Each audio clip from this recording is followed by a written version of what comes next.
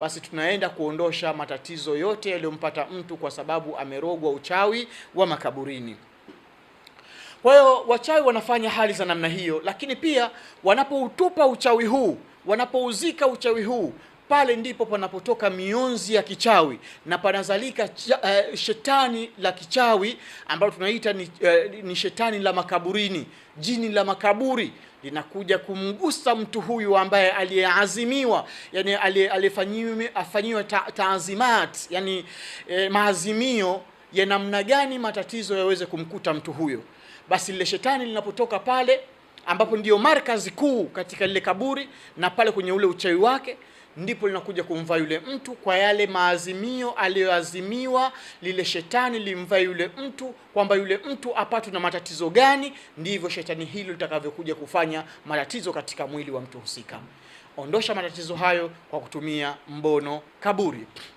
Lakini pia baada ya mchawi yule kuzika uchawi ule na kufanya alqismu, kufanya qisma, yani kama maapizo, akaapiza pale katika uchawi wake, akaapiza pale katika lile kaburi lake la alilozikia ule uchawi, ndipo hapo panazalika kiumbe cha kichawi, kiumbe cha kishetani, kiumbe cha kijini kilichotokana na uchawi, kinakuja kumvaa mtu husika ambaye aliyeapiziwa namna gani awe na matatizo yake kadha wa kadha yaweze kumkuta. Na mimi nitakueleza tatizo moja baada ya nyingine ambayo inaenda kuwakuta watu ambao waliorogewa katika makaburi, na ili mtu huyu aweze kupata nusura yake Allah tabaraka wa taala, anahitaji apate mbono kaburi. Hii itaenda kumnusuru kwa idhini yake subhanahu wa subhana.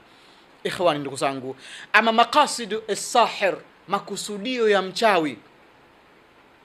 Mchawi anaporoga uchawi huu wa makaburini anakuwa na makusudio yake mengi sana kwa mwanadamu huyo, na itategemea tu yeye amekusudia nini kwako wewe, lakini mimi nitakupa mjumuiko wa machache katika yale mengi ambayo yanaweza kuwa ni makusudio ya mchawi kwako. Ama kusudio la kwanza ni kukutia mikosi na nuksi.